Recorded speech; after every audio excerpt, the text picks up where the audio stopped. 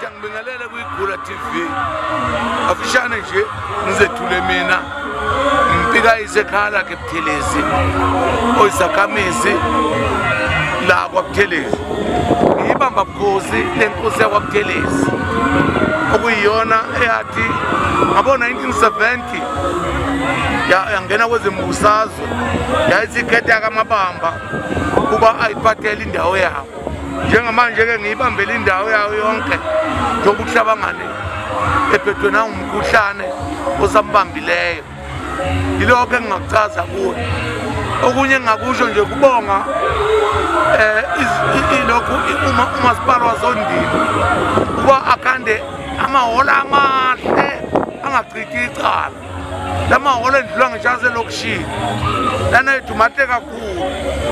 Ngenxa yalokho-ke ngiyacela ukuthi umphakathi wonke lo unikezelwa ngamahholo uphathe kahle amahholo ngoba inkece yomphakathi le futhi inkece abangeke ibuye izorevise mase kukhona okonakele kodwa bayiphathe njengey'khali zamantuba. Sokalisa mhlawumbe okunye kuye wakubheka indaba yokuthi vele abantu abaningi la bakhombisa ukuganga. Ikuphi ongaqinisekisa mhlawumbe nongakubheka nje ukuthi ey'nganeni kakhulukazi ngoba izona mhlawumbe ney'tholakala zenza izinto ey'fana nalezo? Angibeke nje ukuthi uNkulunkulu usifulathele indodana ngey'ngane ezizelwe manje. Usifulathele kakhulu ngoba ayizala le zihlanganelwe yiwuphuzo nezesifazane. Uphuzo lwaluba khona kubantu besilisa noma nakhona olwalungavumelekile kodwa wawubuka nje phela ukuthi uphuzile.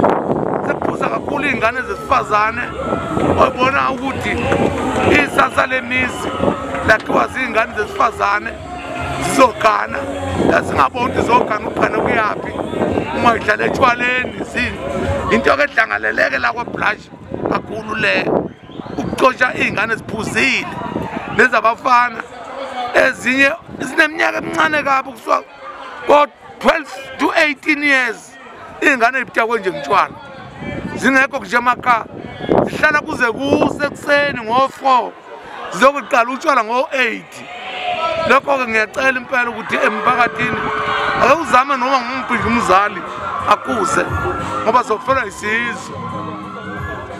Sokalisa.